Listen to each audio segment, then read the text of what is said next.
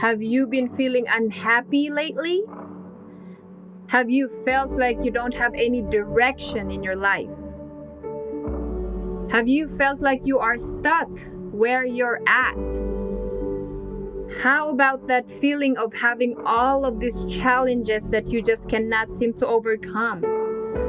You might even be feeling them now. All of these negative feelings make us feel bad. It drains our energy. It gradually wears down our belief in ourselves. And it makes us feel like we have no control. It drains our motivation and makes us doubt ourselves, making even the simplest challenges seem impossible to overcome. If that's the case, don't worry, because in today's episode of your weekly dose of Happy Pill, I've got your back. Join me as we explore how setting goals can turn your frown upside down. So get ready to learn simple but effective tips to set goals and to start to live a life that is happier from here and moving forward. So, my friends, let me break it down for you, the reasons why setting goals can make you happy. Setting goals can make you happy because it is like having a road map for your life. It gives you a sense of direction and purpose. And without goals, it's like wandering through a vast wilderness with no idea where you're going or what you want to achieve. And goals provide clarity, helping you focus your time and energy on what truly matters to you. Goals also give you something to strive for. They fuel your motivation and push you to step out of your comfort zone. And when you set goals, you're essentially saying, hey, I want to grow, I want to improve, and I definitely want to achieve great things and go beyond my current limits. You know, these goals, they challenge you, they inspire you, and ultimately, they lead you towards personal and professional growth. So always remember that setting goals is not just about accomplishing specific milestones. It's about living a fulfilling and purposeful life. You know, it's about embracing opportunities for growth, believing in yourself, and celebrating every step you take towards your goals. Now, get ready because we're going to talk about some really easy tips to help you get started on how to set goals. So, guys, I suggest that you grab a pen and a paper so you can write these things down or use your phone to take notes of it. And if you are driving right now, just make a mental note of it for now, then come back and listen to it again today. I say that because there's a lot of distractions out there. And if you don't take action as soon as you can, the possibility of forgetting it is high. Also, when we write things down, we create a visual reminder and external storage for our thoughts and important things. So, this reduces the chances of forgetting them. Okay, so here we go. Number one, you need to start by identifying what you want. You need to take some time to reflect on what you truly desire and want to achieve. There's a lot of things. You know, it could be anything like maybe improving your health, learning a new skill, saving money. That's very, very important. And reading a book that maybe you bought last year. Maybe you want to start feeling happier, or you want to start reducing your stress and connect with your loved ones, or just any other goal that you have in mind, guys. I mean, you know what goals you want to achieve. So you need to do that by start to identify what you really want. Just start from there. Then, number two, you need to make your goals smart. I'm not talking about the word that means intelligent or wise or bright. I am talking about an acronym here, guys. So for SMART, S stands for specific, M stands for measurable, A stands for achievable, R stands for relevant, and T stands for time bound. Okay, so were you able to write all of those down, guys? You need to make sure that your goals are specific, measurable, achievable, relevant, and time bound. So let me give you an example here. Instead of setting a goal like get fit, you need to make it more specific. Maybe say something like exercise 30 minutes 3 times a week for the next 3 months. Okay, so that's more specific. And by the way, I will give you some more simple examples of SMART goals towards the end of this episode. So it will make more sense to you because it can be confusing sometimes. Okay, then tip number 3, you need to break it down. What I mean is break any of your goals that you have into smaller and manageable tasks. So why do you need to do this? Let me tell you why. It's because it will make it less overwhelming and more achievable.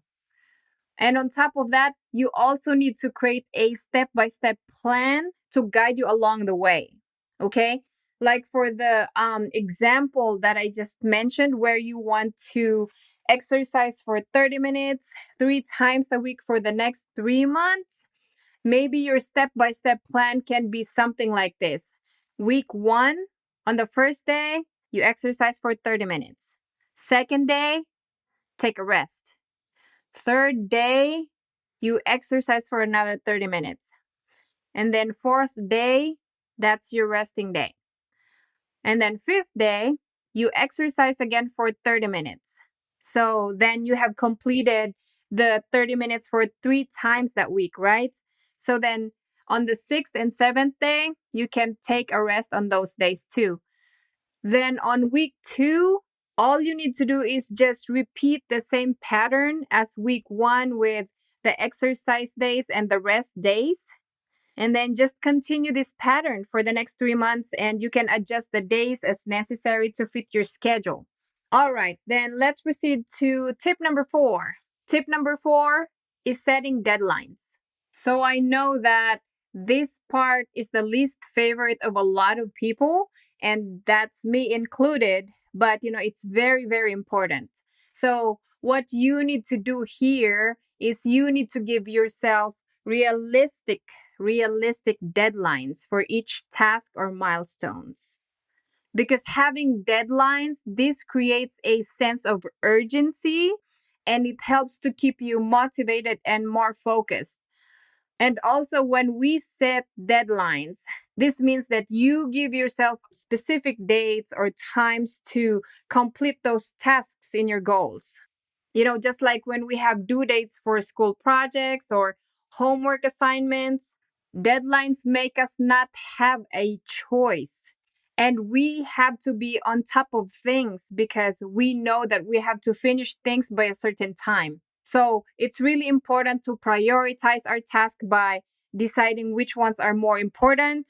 Is it going to a party or finishing this? Like for example, we have a project to work on for school or a job. That becomes our top priority over going to parties or other fun activities. And by setting and sticking to the deadlines and making good choices about what's more important, you can definitely get things done on time and achieve your goals. Now let's go to tip number 5. You need to stay accountable. You need to find ways to hold yourself accountable. This is actually my favorite part when it comes to setting my goals because my accountability partners that I have now, they had pushed me out of my comfort zones, and just having someone to remind you or just to even ask me how I am doing, that kinds of give me a hint that, they're checking on my progress. So I can definitely tell you guys that having one is a must because let's be real. I mean, we're all human beings and we all make mistakes. And, it's normal for us to have days that, we don't feel like we want to do anything, or we just get complacent. And just by having accountability partners, they remind you of your commitments and hold you responsible for taking the necessary steps towards achievement. And you just don't know, guys, but I promise you that having accountability partners have helped me reach multiple goals that I have had. So, yeah, share your goals with a friend or a family member as soon as you have them.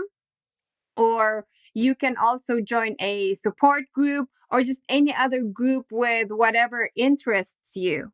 That's where I have met my accountability partners that I am now really good friends with. And another thing that you can do is you can actually track your progress in a journal or app if you've already built the muscle of self discipline. And with this, you have to be honest with yourself, guys, if you are really disciplined or not. I cannot tell you if you are or not. I mean, you know that within yourself. So if you are not, then I'm telling you that having an accountability partner helps. And having someone to share your journey with, it makes it more enjoyable and it increases your chances of success.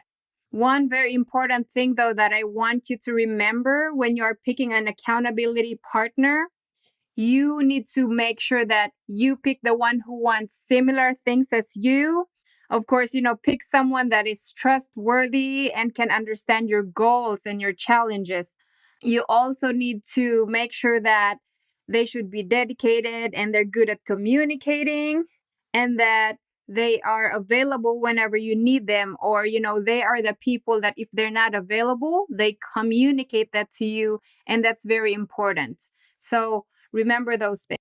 Then tip number 6, guys. This is also very important here. Tip number 6 is you need to celebrate, okay? So when you reach an important step or maybe make a progress towards your goal, you need to make sure to celebrate. So celebrating means maybe doing something nice for yourself to congratulate and motivate yourself even more. It can also be something like having a special treat, like maybe eating your favorite dish for dinner, doing some fun activities of whatever you're interested at, or maybe getting a small gift. Like for me, one of the things that I indulge in nowadays is my favorite drink from Starbucks, which is the matcha green tea frappuccino. So you can definitely do that too. Buy your favorite drink from there or whatever favorite place that you go to on a daily basis. It's because by celebrating, you'll feel more happy and excited about, the things that you have accomplished. And this will make you stay interested and keep going towards your goal. And like I mentioned earlier, I said I was going to give you some examples on how you can make your goals smart. By the way, I will give you the simple ones. So it will make it easier for you to remember the concept of the SMART framework, okay? So, my number one example, like let's say I want to clean my room, I want to turn that into a SMART goal. So, what I will do is to ensure that my room is clean and tidy, I'll break down the process into smaller and manageable steps. Then I'll start by focusing on one area of the room at a time and dedicate a set amount of time each day until everything is in its right place. I want to do that because that approach will help me track my progress and stay motivated.